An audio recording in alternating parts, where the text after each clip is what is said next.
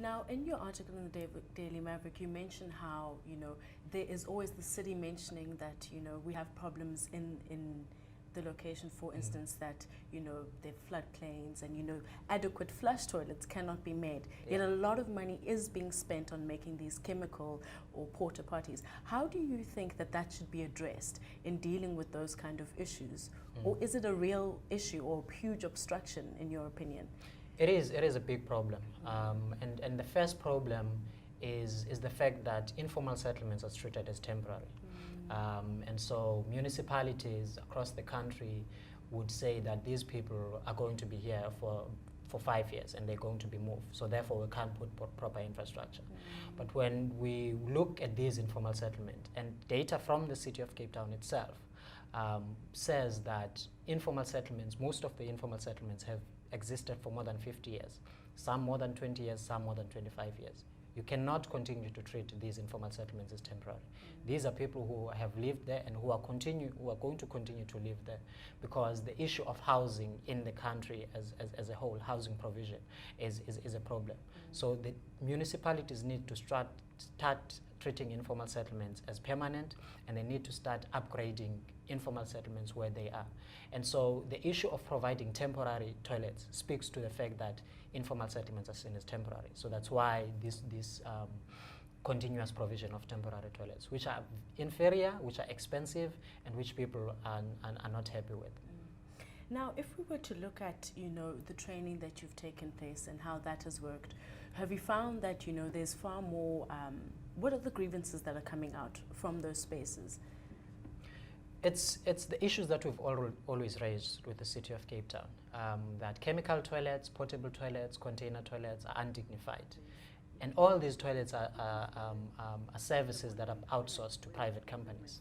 And the city is not doing enough to make sure that these people that they pay millions of rands, for example, chemical toilets which are provided within the city of Cape Town, that contract cost for a period of 2 years, almost over 200 million rands. And the city is not doing enough to check and make sure that these people are delivering the service that they're supposed to be servicing. And so you find that in a lot of informal settlement, waste in these toilets remains there for weeks without being collected, and these people are still being paid. And so that puts a lot of health risks to people who are using these toilets. People complain about having to go to the clinic almost on a daily basis because these facilities that they are using are unsafe. They complain that if they have temporary facilities that they don't want to use, they have to use a bush, and it's where they get criminal attacks. There's no lighting in informal settlements. It's difficult for people to go or use a toilet at night or early in the morning. So they'd rather use a bucket at home and then go and dump that in the morning somewhere. Now, last year, we did find out that, the submissions that you did put in were misrepresented. Is there any kind of concern this side, with the bigger number of, contributions, that the same thing could happen? We raised that concern last year because these submissions were supposed to be dealt with in a council meeting. And the leader there is the Speaker of Council. And we raised these issues for almost 3 or 4 months with the Speaker of Council, and we never received a response. It's only when we engaged the Deputy Mayor, Ian Nelson, that we started to have a meeting with him to discuss these issues, and we raised these concerns. And we had a promise from him that this time he's the one who agreed and acknowledged the misrepresentation and that they were ignored.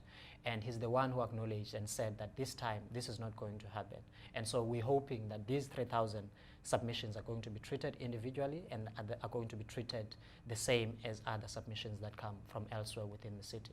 Absolutely. Now, in these submissions, does this include the group in Gugulethu that you were training, or is this particularly for the group in Khayelitsha? This includes the group in Gugulethu and the group in Khayelitsha. All right. Now, tell us where to from here. I would imagine that you have to wait for a response. What is the process from this time forth, and what is it that the coalition is trying to do to kind of create more awareness with regards to this issue? So we are going to wait for the mayor to table the final budget, and we are hoping that these submissions, our organizational submission which was submitted, and these 3,000 individual submissions are considered within the City of Cape Town budget. And once we see that there's no change in the budget, there's no other way for us, because we've engaged the City of Cape Town since 2009 around these issues, and we've tried every mean that we can. And the last resort for us will be to go to court, will be to go to and ask the court to force the city to act around these issues, because people are dying out there. Sinokolo's death would have been, couldn't have happened if she had a toilet that was working close to her home, if she didn't have to travel a long distance to find a communal toilet.